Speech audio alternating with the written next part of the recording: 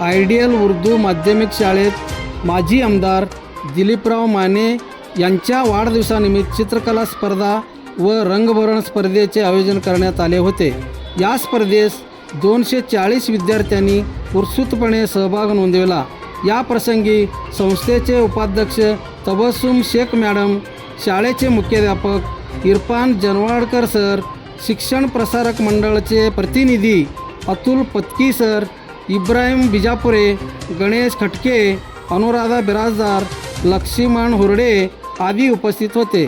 सदर कार्यक्रम यशस्वी पार करण्यासाठी तहसीन शेख मॅडम यांनी परिश्रम घेतले व रिजवान करजी सरांनी त्यांना सहकार्य केले।